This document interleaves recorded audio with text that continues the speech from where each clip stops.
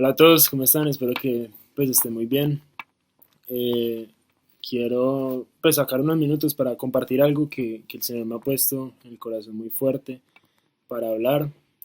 Últimamente he visto mucho, he oído mucho y pues todo en base de la palabra que está en el Salmo 119, versículo 160, que dice, la suma de tu palabra es la verdad. ¿Y por qué? Porque lo que he visto, oído últimamente es que cada vez que se va como a mencionar a Dios o a hablar de Dios, se habla de que Dios es amor, de que Dios nos acepta tal cual somos, de que Dios no nos juzga, de que Dios nos tolera, es comprensivo y muchas cosas así. Y pues la mayoría de estas cosas sí son ciertas, pero si vamos a este versículo que dice la suma de la palabra es la verdad, pues tenemos que tener en cuenta de que, claro, podemos hablar de que Dios es amor, pero también debemos hablar de que Dios es fuego consumidor. Y esto que he visto, que el Señor me ha dicho que hable, es literalmente el hecho de confrontar el pecado, de confrontar las mezclas que ha habido últimamente con las cosas de Dios y las cosas del mundo. En Primera de Juan habla de que si yo amo las cosas del mundo, si yo amo al mundo, no tengo el amor del Padre. Y lo dice Dios mismo. Entonces, pues no es en sí una opinión humana, no es en sí como estar a favor de unos y en contra de otros, sino es algo que dice la palabra de Dios, de que si yo amo a Dios, lo obedezco, de que si yo conozco a Dios, o sea, lo obedezco porque lo conozco. Pero mucha gente dice, no, claro, yo conozco a Dios, yo amo a Dios, eh, o se atreven incluso a hablar de parte de Dios, cuando en Mateo 7 dice que va a haber un día en donde va a llegar mucha gente y le va a decir, Jesús, en tu nombre sacamos demonios, en tu nombre hicimos milagros, en tu nombre llenamos estadios, predicamos a mucha gente de ti, no sé, muchas cosas así. Y Jesús les va a decir, apártense de mí, que no los conozco, hacedores de maldad. Entonces, pues es muy fuerte solamente hablar de una parte del Evangelio y olvidar el resto. Por ejemplo, hay un versículo que, Salmo 103, dice que el Señor es lento para la ira, pero grande en misericordia. Y pues el hecho de que hable de que es lento para la ira hace referencia a que tiene ira. Y en Apocalipsis habla de que la ira de Dios es como una copa que se va llenando gota a gota, porque es lento para la ira. Pero va a haber un día en donde esa copa, esa gota va a rebosar y la copa se va a derramar sobre el mundo, el cual es el juicio de Dios derramado sobre el mundo. Porque también habla en 2 Corintios de que un día, tanto usted como yo vamos a estar frente a frente con Jesús para rendirle cuentas de lo bueno y de lo malo que hayamos hecho. Entonces mucha gente evita hablar del juicio, evita hablar de que hay un infierno, evita hablar de que hay consecuencias, como para agradar, para no molestar, para caerle bien. Y en Gálatas 1:10 habla de que si yo intento agradar o busco agradar a la gente, no puedo ser llamado un discípulo de Cristo. O sea, primero tengo que agradar a Dios y únicamente a Dios, no al mundo ni a lo que dice el mundo, porque volvemos a Primera de Juan. Si yo amo al mundo y a lo que está en el mundo, no he recibido el amor del Padre. Y hay varias mentiras que he escuchado muy fuertes de que, primero, Dios no me juzga. Cuando en Romanos habla de que el único que tiene la capacidad de juzgar o el derecho de juzgar es Dios mismo.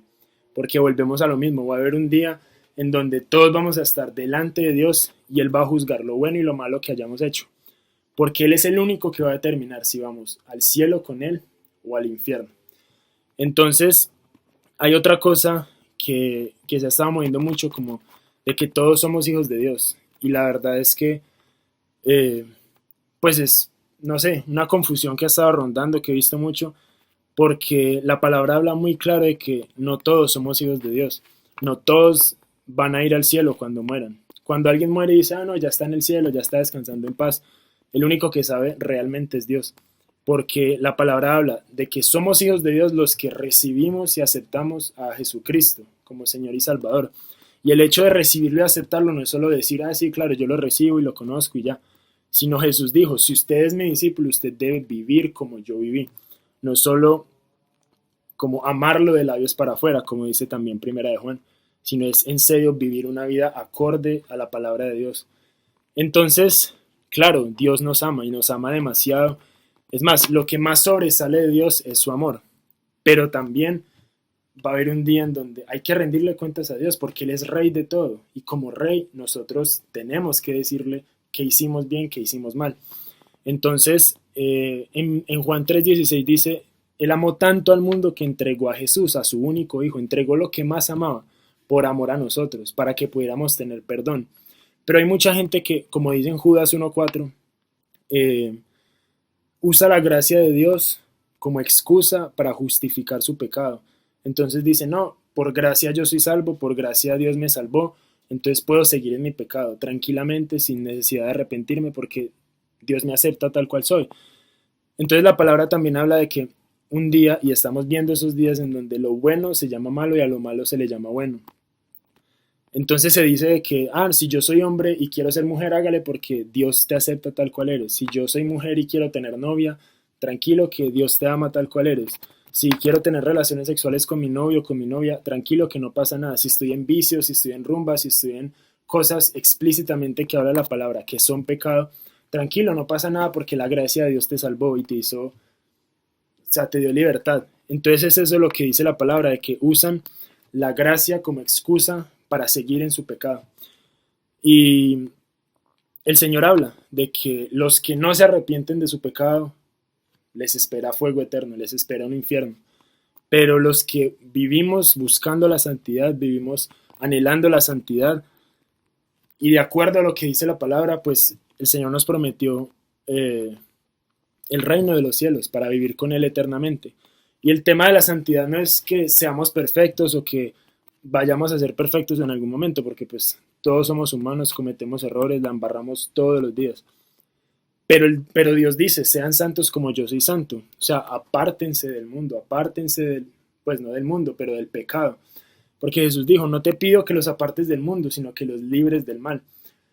Y es fuerte porque Jesús dijo que pues en los últimos días va a haber muchos corazones endurecidos, muchos corazones que se van a enfriar, que el amor de muchos se va a enfriar, e incluso los escogidos van a dejar a un lado del Señor.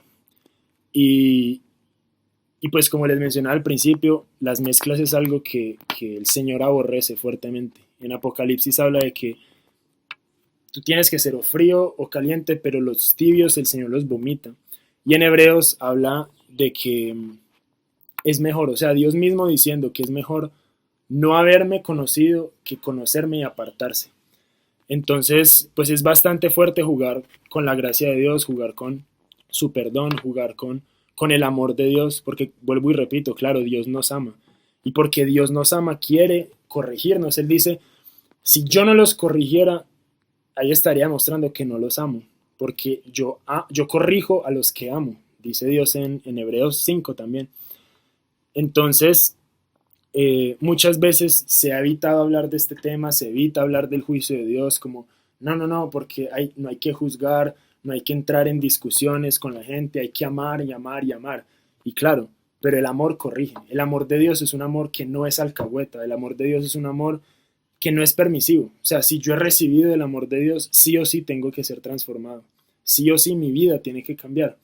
Y pues se los dice a alguien que probó el mundo, pecó demasiado, jugó con la gracia de Dios, hizo y deshizo muchas cosas, pero literalmente cuando el Señor me encontró a mí hace como 2 años, yo sé que recibí el amor de Dios porque mi vida totalmente fue transformada. O sea, no quedó nada de lo que yo hacía, no quedó ningún deseo de satisfacer mi carne, sino de buscar y anhelar esa santidad día a día, de que cada vez que la embarro, el Espíritu Santo me hace consciente y me arrepiento y le pido perdón al Señor, pero no es algo de que, claro, yo peco y peco y peco y juego con la gracia del Señor y juego con con el regalo que Él me dio.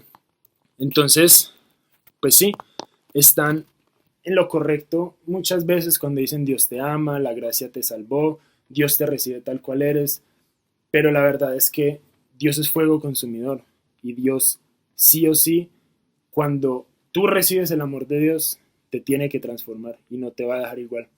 Entonces, pues es un llamado de advertencia que el Señor me hizo para hablar, como está en Ezequiel 33, de que somos como guardianes que advierten el peligro y ya la decisión es de cada quien si obedecer al Señor o no, porque La verdad que se evita muchas veces es que hay un cielo y hay un infierno, y un día va a haber un juicio en donde vamos a rendirle cuentas a Dios.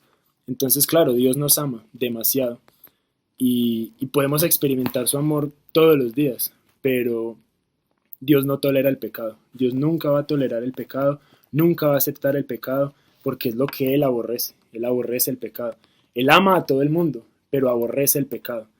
Entonces, vuelvo y repito, no es un Dios alcahueta, no es un Dios permisivo, sino es un Dios que corrige por amor, para que cambiemos nuestro pecado, para que hablemos las cosas directas, porque en Santiago 4:7 dice, el que sabe hacer el bien y no lo hace, está pecando.